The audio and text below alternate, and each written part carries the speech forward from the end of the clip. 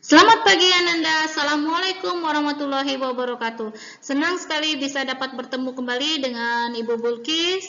Alhamdulillah tetap sehat, tetap semangat.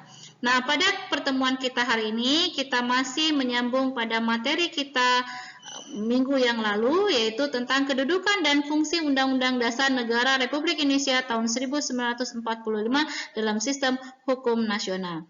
Baiklah Ananda, sebelum kita memulai pembelajaran kita hari ini, terlebih dahulu marilah kita berdoa. Ananda sekalian, kita akan masuk kepada materi tentang sifat dan fungsi Undang-Undang Dasar Negara Republik Indonesia tahun 1945.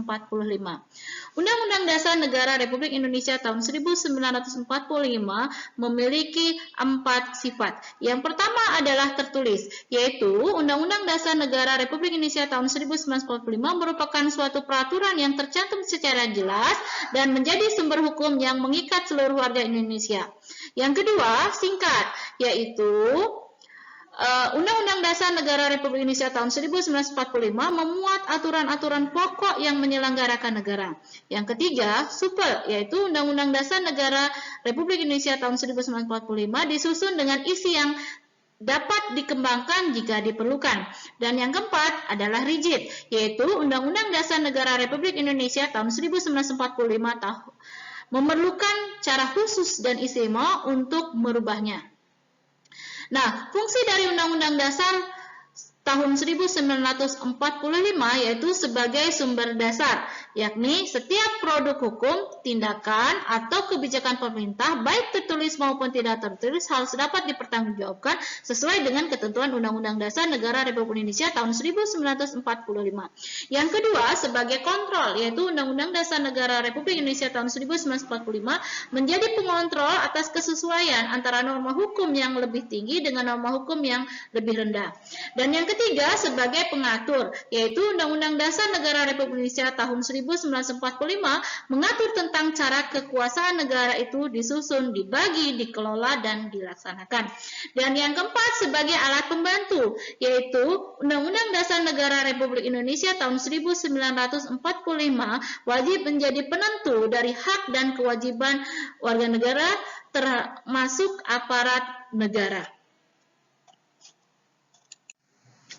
Nah, pertemuan minggu lalu kita sudah membahas tentang tata urutan perundang-undangan. Nah, peraturan perundang-undangan dalam sistem hukum nasional pada substansinya mengatur tentang tata urutan peraturan perundang-undangan. Yang kedua adalah lembaga yang berwenang menguji undang-undang terhadap undang-undang dasar. Dan ketiga adalah lembaga yang berwenang menguji peraturan perundang-undangan di bawah undang-undang terhadap undang-undang. Nah, berdasarkan amanat dari TAP MPR nomor 1/MPR tahun 2003, dibentuknya undang-undang sesuai dengan substansi TAP MPR RI nomor 3/MPR tahun 2000, di mana pada TAP MPR RI nomor 3/MPR tahun 2000 bahwa tata urutan tertinggi adalah Undang-Undang Dasar dan tata urutan peraturan perundang-undangan terendah ada pada peraturan daerah. Kemudian diatur kembali dalam Undang-Undang nomor 12 tahun 2011 yang mana TAP MPR RI nomor 3/MPR tahun 2000 ini sudah tidak dapat diberlakukan kembali. Ya, di mana pada Undang-Undang nomor 12 tahun 2011 diatur tentang tata urutan peraturan perundang-undangan bahwa yang tertinggi adalah Undang-Undang Dasar 1945, di bawahnya ada TAP MPR, di bawah TAP MPR itu ada undang-undang atau peraturan pengganti perundang-undangan, kemudian ada peraturan pemerintah, ada peraturan presiden, di bawahnya ada peraturan provinsi, dan di bawah peraturan provinsi itu ada peraturan daerah, kabupaten maupun kota. Nah, dari hasil kajian tersebut, maka dengan telah dibentuknya 3 undang-undang yang mengatur 3 undang-undang yang bersubstansi utama dalam TAP MPR RI nomor 3 tahun 2000, yaitu yang pertama, Undang-Undang nomor 12 tahun 2011 tentang pembentukan peraturan perundangan yang di dalamnya diatur tentang tata aturan peraturan perundang-undangan.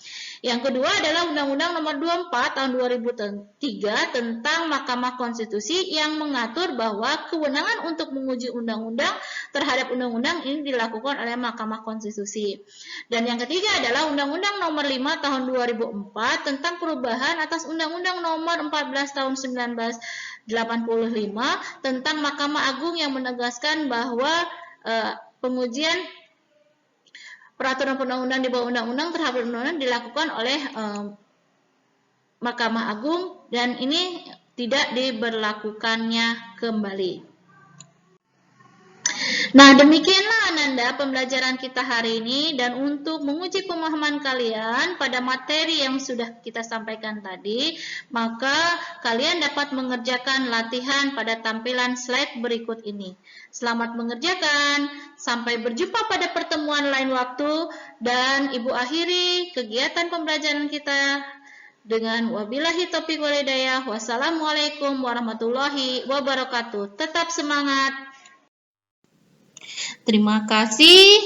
Demikianlah tadi pembelajaran kita pada materi kedudukan dan fungsi Undang-Undang Dasar Negara Republik Indonesia tahun 1945 pada sistem hukum nasional. Dan untuk menguji pemahaman kalian, dapat kalian kerjakan latihan aktivitas 2.1 pada halaman 41. Sampai jumpa pada pembelajaran selanjutnya. Tetap semangat dan sehat selalu.